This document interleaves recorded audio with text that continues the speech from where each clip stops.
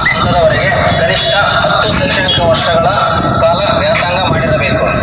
ಅರ್ಜಿದಾರರ ತಂದೆ ತಾಯಿ ಕಾನೂನುಬದ್ಧ ಪಾಲಕರು ವ್ಯವಸ್ಥೆಯು ಕರ್ನಾಟಕದಲ್ಲಿ ಶಾಶ್ವತ ನಿವಾಸಿಯಾಗಿರಬೇಕು.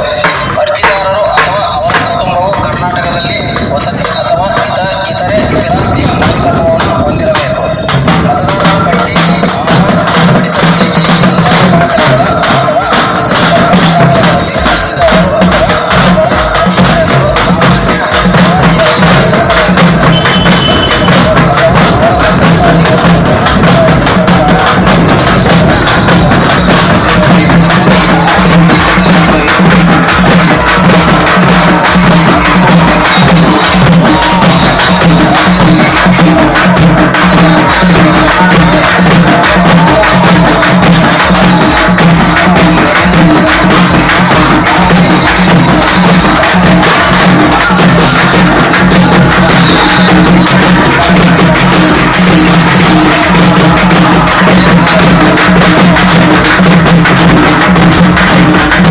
ಇದ್ರ ಉದ್ದೇಶ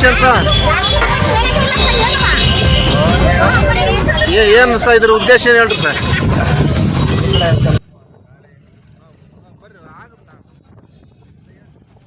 ಈಗಾಗಲೇ ಮಾನ್ಯ ಜಿಲ್ಲಾಧಿಕಾರಿಗಳ ಆದೇಶ ಹಾಗೂ ಸರ್ಕಾರದ ಆದೇಶದಂತೆ ನಾವು ಪಟ್ಟಣ ಪ್ರದೇಶದಲ್ಲಿ ಶಾಶ್ವತ ನಿವಾಸ ದೃಢೀಕರಣ ಪತ್ರವನ್ನು ನೀಡಬೇಕಾಗುತ್ತೆ. ಅದಕ್ಕಾಗಿ ಡಂಗುರ ಶಾಪಿಸಿ ಸಾರ್ವಜನಿಕರಲ್ಲಿ ಒಂದು ಅರಿವು, ಯಾವ ಮಾಹಿತಿಗಳನ್ನು ಕೊಡಬೇಕು, ತಾಲೂಕು ಆಫೀಸಲ್ಲಿ ಪರ್ಮನೆಂಟ್ ರೆಸಿಡೆನ್ಷಿಯಲ್ ಸರ್ಟಿಫಿಕೇಟ್ ಅನ್ನೋದನ್ನು ಪಡೆದುಕೊಳ್ಳಬೇಕು. ಅದ್ರ ಜೊತೆಯಲ್ಲಿ ಹೊಸದಾಗಿ ಎಲ್ಲರೇ ವೋಟರ್ ಲಿಸ್ಟಿಗೆ ಹೆಸರು ಸೇರಿಸ್ತಾರಲ್ಲ, ಎಲ್ಲ ಮಾಹಿತಿ ಕೊಟ್ಟರೆ ಅದನ್ನು ಬರುತ್ತೆ ಅಂತ ಉದ್ದೇಶ.